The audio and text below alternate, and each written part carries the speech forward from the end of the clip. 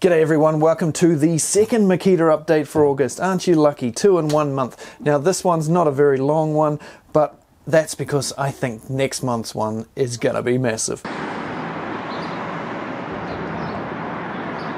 Anyway, before we get into it, have you seen the upcoming pack out? The Makita pack out. If you haven't seen the patent for that, have a look down in the description. I'll put a link down there. It's on my other channel, one of my other channels, Voiceless Tool Reviews. My wife now runs that channel, and if you want to see all the reviews I do, well, not all of them, not yet, but you know, she's getting there. If you want to see those without me waffling on, if you don't want to hear my voice, you just want the specs of the tools, nothing else, a little bit of commentary on the tool on the screen, but no voice, so you can watch it, you know, in bed with the missus trying to sleep next to you, then have a look down there, up in the top corner, Voiceless Tool Reviews. Also down there, of course, Patreon. If you want to see the videos I do up to a couple of weeks earlier than everybody else, then that is also down there and up in the top corner too. Now, first up, baby chainsaw. What are you talking about, tools? We've already done the baby chainsaws. Well, you haven't done this one. Well, I have done this one, but I haven't done the new one, which is very similar to this one, but with a longer one of these. So the 18 volt DUC 150 will be a 6-inch 18 volt chainsaw, not this 100mm one. The 12 volt and the 18 volt, as you may be aware, came out with a 100mm or 4-inch bar. This new model will have a 150mm or 6-inch bar, which is what it should have been right from the start, right? Unfortunately, they're still sticking with this rather aggressive chain, the ATTXL chain, which is just a little too aggressive, makes it a bit too jumpy. I feel they should have gone with more of those Pico micro chains like Still have got, that are just cut a bit smoother. It just makes it a little bit easier to use if you're not used to aggressive chainsaw chains. As well as the chainsaw, they're also releasing a holster that you can put the chainsaw in that clips on your belt, so that's pretty cool. Be handy out in the garden, always having it on your hip. It weighs around 2 kgs, and Makita say you'll get 440 cuts roughly from a 6 amp hour battery going through 50mm diameter timber, but of course that will depend on the type of tree, and you know, there's a lot of other factors. Always take the amount of cuts with any tool or the amount of meters with a lawnmower, etc., with a grain of salt, because it's under certain conditions. You know, it's repeated doom, doom, doom, doom. It's not real world sort of situations. Speaking of lawnmowers, have I told you about the other two 40 volt lawnmowers? I'm not sure if I have. I don't think I have. So I'll do that right now. There is another two Makita 40 volt lawnmowers. That's bringing the total up to 4 now. So the two new lawnmowers are a 318mm, that's the LM003G, and a 430mm, the LM004G, that's 15-inch and 17-inch. So these are lightweight small mowers for small gardens. Their 380 comes in at only 14.7 kgs. As you can see from the images, they have a plastic body, whereas the LM001 and 2Gs both had a large steel body. That's the 19 and 21-inch models. These new models have settings to cut from between 10 and 75mm, whereas the original two were 20 to 100, I do believe. And these ones only take one 40 volt battery, whereas the two original ones took two 40 volt batteries. They're not 80 volt tools. They would run 40 volts on one battery, and then when that battery gets flat, jump over to the other battery, whereas these two are very small mowers and they just take the one 40 volt battery. Like the first two, you can get a mulching plug for them. There's even a full indicator flap on the catcher, which looks quite cool.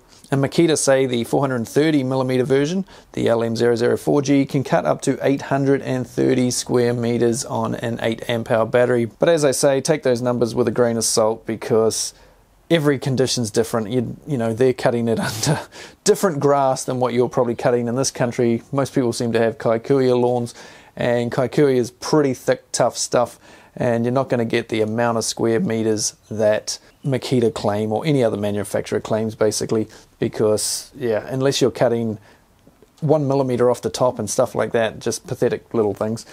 If you want to really get stuck in and mow some thick grass, well, the numbers are going to be way out. But you should always have a spare battery, so it shouldn't be a problem. Now, that new chainsaw and those two mowers are out in Japan, but the rest of the world will have to wait a few more months. So while you're waiting, let's take a look at some more patents. First up, let's take a look at a Multitool Patent.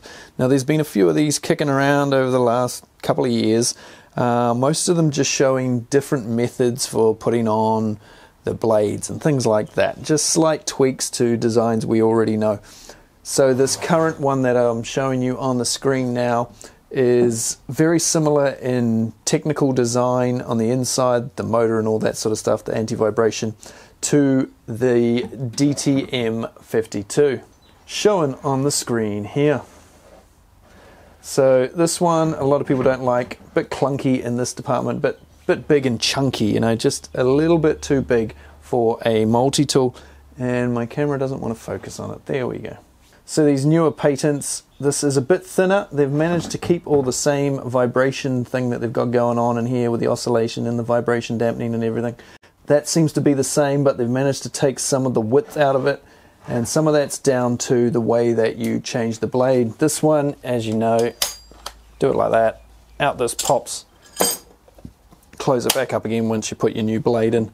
Well, this one that you're looking at on the screen now has a lever that flips up from the front. Now, does this mean we are not too far away from a 40-volt multi-tool? Well, let's hope so, because I'm sick of you guys asking me about it. So let's just pretend this is the new 40-volt multi-tool coming, and you can now all leave me alone. Patent number 2 is one that I think I might have shown you a while ago as well, but they've just released another patent of the same tool with a few little tweaks, and that leads me to believe it's not too far away, and that is an 80-volt jackhammer. Look at this big demolition bastard. Now remember, 80 volts at 8 amp hours is more than the current MX fuel. I said current, I know they're about to release bigger batteries, but at the moment, if you put 2 8 amp hour batteries on this jackhammer, for instance, you'll have 72 volts at 8 amp hours, whereas the current MX fuel top battery size is 72 volts at 6 amp hours. So in theory, whenever you see MX fuel tools, 2 40-volt Makita batteries is the same thing. Makita could be doing all the things that MX Fuel does and more, because the batteries are an easier size to work with and use on more tools in different ways. So hopefully they head in that direction a bit and make some real cool, big, grunty, bloody tools, you know, because MX Fuel have plate compactors and sewer cleaners and power floats and all sorts of cool shit coming. And there's no reason why Makita XGT couldn't go along those lines as well. And that's why it's sort of more of a complete system. I know so many people are against it still, but it can basically do all the stuff, the small 18-volt stuff, right through from impact drivers and drills, right up to, you know, you could do ride-on lawnmowers with it if you wanted to. So it's one battery system that in the future I think is going to encompass way bigger range of tools than any other battery system. Don't hold me to that, but that's what it could be if Makita choose to make it so. Please, Makita, make it so. Oh shit, I hope that didn't sound like a Star Trek reference. Honestly, I do not watch Star Trek. My wife does, though. And I do believe that's a Captain Picard thing to say. Next up, one that somehow slipped past me. I found it was released quite some time ago, but I don't think I've spoken about it. And that is a sort of power scrubber. As you can see from the pictures on the screen here, it is like a weed eater shaped sort of design, but on the end you have a scrubbing attachment. So it's a little bit similar to the Ryobi deck scrubber, which you may have seen reviewed on this channel, but the head design looks very different. More of an enclosed scrubber to stop spraying shit around like the Ryobi one does, which would be nice. So it'll be interesting to see if that ever comes to fruition, because I wouldn't mind giving that a blast and seeing how she goes. Right, now the next patent may look pretty simplistic on the screen, but it is quite cool, and it's something I've known about for a while now. But now that the patent has been released, I'll tell you the basics of it as I know it, and that is, it's basically a system kind of like One Key with Milwaukee, and DeWalt do a similar thing, and Hikoki are doing it. Everybody's sort of doing it. Tool management systems, basically. Bosch do it. So what you may not be aware of is that all 40-volt Makita XGT tools have some tech built into them that hasn't been utilized yet. Think of them all as sort of sleeping, and they haven't been turned on properly yet. So this technology will apply to all your existing XGT tools. This isn't something that will only come out in new tools. This tech is in the tool already, but Makita haven't released the bit that makes it work yet.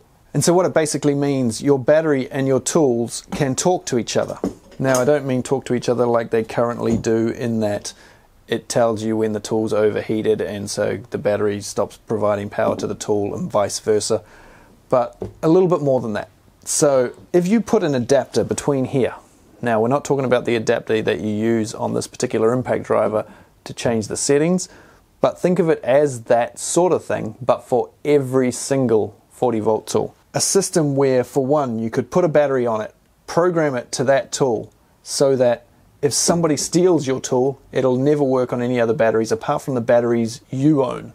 And vice versa, they steal the battery, it won't work on their tools. That's just one of the things that they can turn on. And other information that the tool and battery can supply, such as heat and wear and tear, believe it or not, on certain parts, all that can be transmitted, of course, to your smartphone. So other intel this could provide, according to Makita, includes a history of the power tool, a maintenance schedule for the power tool or the batteries, expected remaining service life of replaceable parts within the tool, a name for the tool, a name for the person who's responsible for the tool, serial numbers of the tools and batteries, voltage of individual cells within the batteries, temperatures of individual cells within the battery, number of times the tool and the battery have been turned on and off, overall runtime of the tool through time, and the amount of overcharging and discharging of batteries, a little bit similar to the battery tester that you will have seen on this channel before if you've been following me for any length of time, and potentially more. Now, all of this, as far as I'm aware, will be accessed through an adapter that goes between the battery and the tool. Now, you wouldn't need to leave that adapter on there while you're using the tool. You just set it up once and it's done. Put the adapter on your next tool, set that up, done. So you can just use the one adapter to go through all your tools, program them how you want to use them, because not only can you do the things I just told you about, but you'll be able to change speeds, change torque settings, that sort of thing on certain tools, obviously depending on the tool. Now, for a lot of individual users, you may not bother with that sort of thing because you're the only one using the tools. You're not too worried about people flogging them or them being misplaced, but if you're doing a lot of fleet management stuff, well, then it can be super handy keeping track of all your gear. Now, I don't know when that's going to be released to the general public. I know the whole system already exists, but we'll just have to wait and see until Japan finally releases that. So that's about it for this update, although there is a few other patents floating around with just little tweaks and stuff, like this one, for instance, of the rear handle 40 volt circular saws, which have the batteries in slightly different places, and the blade on left and right side of the tool, according to the text. And I'll leave a few other patent shots on the screen here at the end to just keep your brain twitching away. Gotta keep your brain ticking. And no, I don't know when there's gonna be a framing nailer. I haven't seen anything about a framing nailer, so don't ask me about the framing nailer. And same goes for a table saw, an XGT table saw. I don't know. These things will happen one day. When? I don't know. I don't have any more intel on those at this stage, I'm afraid. So if you want to see more builds and stuff down there, voiceless tool reviews down there, Patreon down there. So cheers guys, have a good one, and here's the Patreons coming up the side of the screen here, and the next video will probably be that thing there and some other stuff to do with that. So thanks guys, see you later.